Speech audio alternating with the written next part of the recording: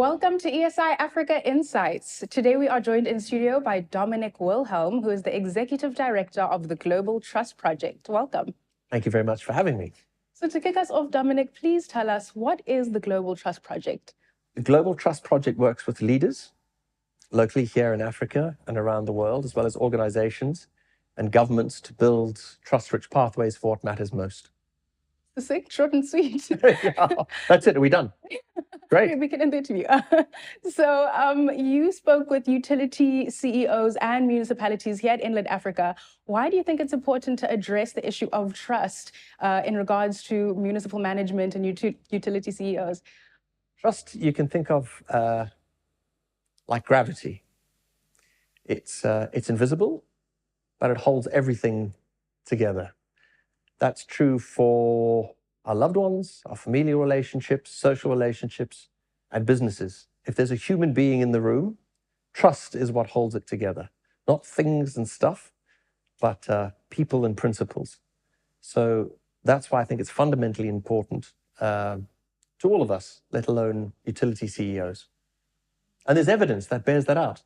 So with trust in the room, nations, high trust nations, outperform low trust nations, just along GDP lines, at up to 1,200%. High trust organizations outperform low trust organizations, around 450%. High trust teams, just over 100%. And seeing we're at a predominantly power-based conference, if you have generalized trust in your nation, you are 53% more likely to be able to keep the lights on. Which means a heck of a lot, because we live on a continent where the lights are out between once and about 60 times a month, depending on where you live. And in the context then of the energy industry, where we are riddled with load shedding and we have issues of municipal debt, for example, how can companies, utility CEOs and municipalities build trust that has been lost? Or in the context of a new business that's starting out, how can you build trust? Focus on the area of control. So what I mean by that is, let's think of three concentric circles, okay? The biggest one being the chaos. And in there's unpredictable exchange rates, unpredictable innovation, unpredictable weather patterns. It's complex and messy. We can't control them. Within that circle, just a mental model, a useful one, we have an area which can be framed up as the area or the sphere of influence. Those things we don't directly control, but we can, if we have the backbone and the endurance, influence over time. Examples of that are policy, training, regulation, so on and so forth.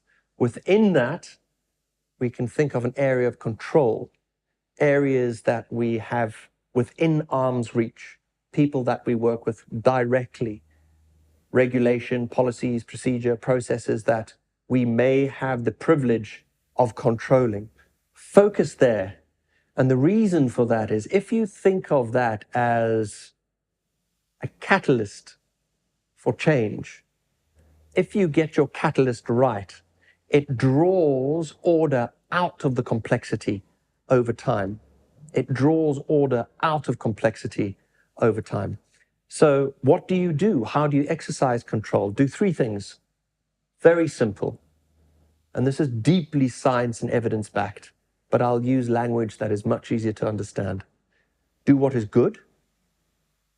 That speaks to the area of integrity, ethics, morality. Do what is considerate. That speaks to benevolence. Who and what rarely is important. And also do what is brilliant, and that speaks to your capabilities. What capabilities do you rarely need in your context now, not another context in another time somewhere else?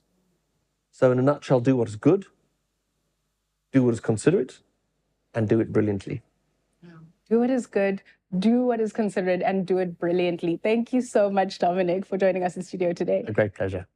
To all of our viewers watching, this has been ESI Africa Insights. Have a powerful day and see you in the next video.